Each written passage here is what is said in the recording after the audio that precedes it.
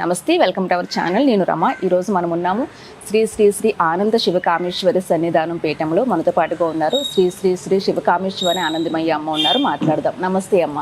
శ్రీమాత్రే నమః. అమ్మ, జనరల్గా మనకి ఏదైనా ప్రాబ్లం వచ్చినప్పుడు దేవుని దగ్గరికి వెళ్ళి నాకు ఈ ప్రాబ్లం నుంచి బయటపడితే నీకు అది చేస్తాను స్వామి, ఇది చేస్తాను స్వామి అని మనకి ఆ టైంకి తోచిన మొక్కులు మొక్కేసుకుంటూ ఉంటాము. కానీ తర్వాత మనం దాని నుంచి బయటపడాక కొంచెం అశ్రద్ధ చేయడము, మర్చిపోవడము, ఏదో ఒకటి చేసి కొంచెం దూరం పెట్టేస్తాము. అప్పుడున్నంత ఆతురత తర్వాత ఉండదు. అలాంటి మర్చిపోవడం వల్ల ఏదైనా ఇబ్బంది కలుగుతుందా? పిన్ భక్తి ఛానల్ వీక్షిస్తున్న ప్రేక్షకులందరికీ శ్రీమాత్రే నమః. మంచి ప్రశ్న అడిగారమ్మా. దేవుడి మొక్కులు తీర్చుకోకపోతే ఏమవుతుంది?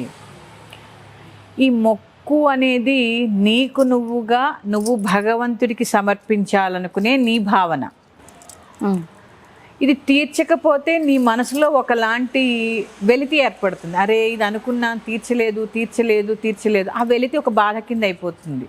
అంతే తప్ప భగవంతుడు ఎప్పుడు మొక్కు తీర్చకపోతే మనల్ని శిక్షించడు. శిక్షిస్తే భగవంతుడు అవడు. ఎందుకంటే ఈ గుణాలన్నిటికీ అతీతమైన వాడు కాబట్టే భగవంతుడు, మనిషి కాదు కదా. ఇప్పుడు మనిషిలా కక్ష కట్టి నీకు శాపం ఇస్తాను, నువ్వు నాకు ఏదో ఇది చెయ్యకపోతే ఇది ఏదో అయిపోతుంది అని ఎప్పుడు భగవంతుడు చెప్పడు. కాకపోతే నీకంటూ కొంత కమిట్మెంట్ నువ్వు ఇచ్చినప్పుడు ఆ కమిట్మెంట్ నిలబెట్టుకునే బాధ్యత నీదే కదా.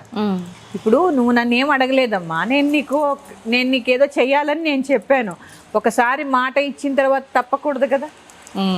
ఆ మాట తప్పడం అంటే ఆ కమిట్మెంట్ నుంచి పక్కకు జరిగిపోవడమే అంతే. అందువల్ల భగవంతుడు ఏం చెయ్యడు, కానీ నీకు నువ్వు ఆలోచించుకోవాలి. భగవంతుడికి నేను ఇస్తానని. ఎందుకంటే ఈ సృష్టిలో ప్రతీదీ కూడా భగవంతుడి అనుగ్రహం ద్వారానే మనకి లభిస్తుంది, అవునా? ఆహారం దగ్గర నుంచి పీల్చే ప్రాణవాయువు దగ్గర నుంచి ఏదైనా సరే భగవంతుడి కృప ఉంటేనే లభిస్తుంది. ఇలా భగవంతుడి ఇచ్చిన దాన్ని మళ్ళీ భగవంతుడికి సమర్పించడం తప్పు లేదు కదా. ఆ భగవంతుడికి సమర్పించే దాంట్లోనే మన అవసరాన్ని బట్టి, ఎందుకంటే మనం సంసారం ఏవో చిన్న చిన్న కోరికలు ఉంటూ ఉంటాయి, భౌతికంగా కొన్ని జరుగుతూ ఉండాలి, ఏదో ఆపదొస్తూ ఉంటుంది. ఆ సమయంలో మనల్ని కాపాడేవాడు భగవంతుడు ఒక్కడే అని మనం నమ్ముతూ ఉంటాం. ఇలా ఆ నమ్మకమే మనని మొక్కుకునే ఆలోచన తీసుకొస్తూ ఉంటుంది. అలా తీసుకొచ్చినప్పుడు ఎప్పుడైతే నువ్వు మొక్కుకున్నావో దాన్ని నిలబెట్టుకోవాల్సిన బాధ్యత నీదే, భగవంతుడి కాదు. కాకపోతే మన మనసు ఏమంటూ అనుకుంటుందంటే, ఎప్పుడైతే ఈ మొక్కుకొని తీర్చలేదో, ఏదైనా జరిగిందనుకోండి, పడిపోయారు, అప్పుడు ఏదో నేను మొక్కుకున్నాను అందుకని దేవుడు శిక్షించాడు పడిపోయాను. కాదమ్మా, నీ కర్మ కొద్దీ పడ్డావు. కర్మ అంటే నువ్వు చేసుకున్న మంచి కర్మ, చెడు కర్మ అని ఉంటాయి కదా. చెడు కర్మ, పాపకర్మ. నీ కర్మ బట్టి నువ్వు ఆ సమయంలో అది అనుభవించాలి కాబట్టి పడ్డావు, అంతే తప్ప భగవంతుడు ప్రాణాలు తీసేలా అయితే చేయడమ్మా. మొక్కుకున్న మొక్కులు తీర్చడం అనేది నీ బాధ్యత. ఇదొక్కటి మాత్రం గుర్తుపెట్టుకోండి. అసలు మొక్కుకోవచ్చమ్మా మొక్కులు అట్లా మనకి ఏది నచ్చితే ఆ టైంకి అది అనేసుకుంటూ ఉంటాం మనకున్న ఆపదను బట్టి. అంటే కొంతమంది విపరీతంగా మొక్కేస్తారు. ప్రదక్షిణ చేసేస్తాను, అవి తీర్చరు, మళ్ళీ తీర్చరు. ప్రతిదానికి చూడండి, ఈ వీధిలోంచి ఆ వీధిలోకి వెళ్ళేటప్పుడు ఏదైనా కుక్క రాకపోతే వచ్చి నీ కొబ్బరికాయ కొడుతూ ఉంటా. అంటే నీ యొక్క బలహీనత నువ్వేం చేస్తున్నావు, ఇంకో బలహీనత కింద మలుచుకుంటున్నావు. ఇప్పుడు వెంకటేశ్వర స్వామి ఆపద మొక్కులు వాడు అంటే నీ ఆపద ఏదున్నా మొక్కుకుంటే తీరుస్తాడు. తీర్చినప్పుడు మొక్కుకున్న నువ్వు ఆ బాధ్యతను నిర్వర్తించాల్సిన బాధ్యత కూడా నీదని. నేను వెంకటేశ్వర స్వామి అడగలే, నీకు ఇలా వస్తే, నీకు ఏదైనా వస్తే వెంటనే నన్ను తలుచేసుకో, లేకపోతే ఇది నాకు ఇవ్వు అని ఆయన అడగలేగా.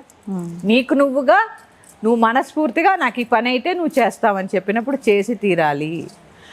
భయాందోళనకి గురవ్వద్దు. కానీ మొక్కుకున్న తర్వాత దాన్ని తీర్చడం అనేది మీ సంకల్పం.